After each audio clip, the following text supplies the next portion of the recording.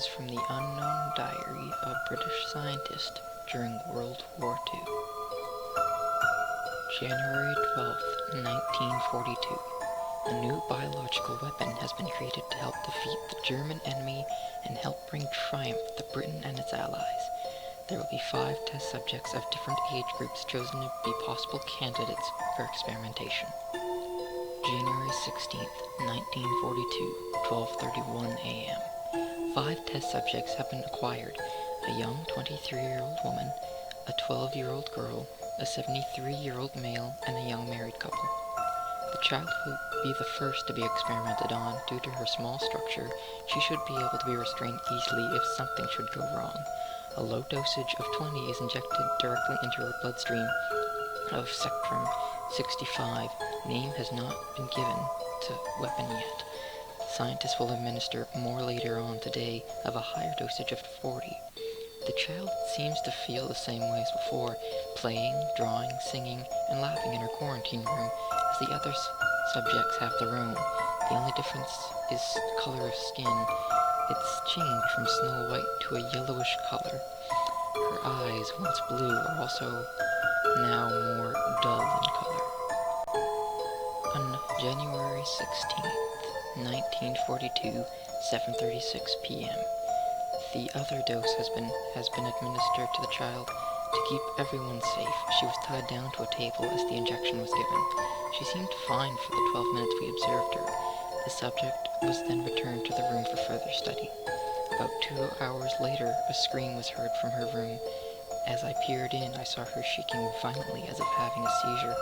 Blood was running out of her mouth as she twitched out of the nurse's hands and landed on the ground. A pool of blood beneath her stained her clothes. The nurse called for backup, but by the time the others came, the girl had stopped shaking and still had her eyes open while staring at the ceiling. The nurse cried out as the young girl suddenly sat up and looked at her. It was a look of complete hatred. The girl jumped onto the nurse and clawed her face with her fingers, digging into the nurse's eyes. The backup staff came running in and drew a tranquilizer gun. Knowing that it would not stop the child, I pulled my revolver out and walked into the room, putting the gun towards her head as I squeezed the trigger. January 17th, 1942, 11:15 a.m. Today, other test subjects were put into the same quarantine room and were infected through vents on the room walls. January 17th, 1942, 12:45.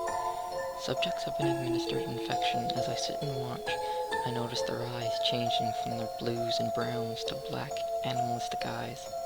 Within 30 minutes, they are fighting in the chamber.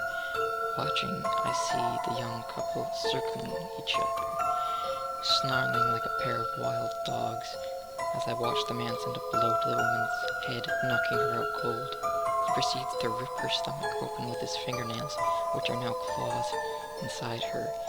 He rips out what seems to be a fetus. It starts to kick as the man slams it to the floor, killing it instantly.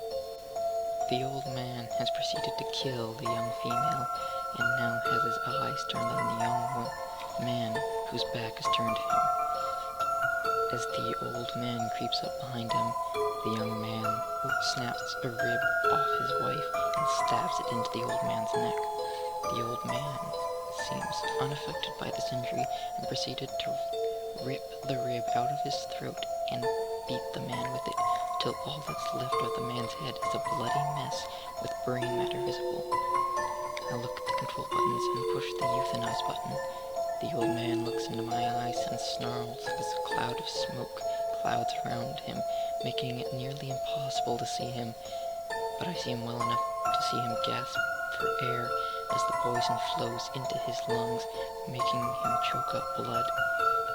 His hands go to his neck, as if that will save him. I stand up and walk away in disgust. January 26th, 1942. The new weapon has been abandoned.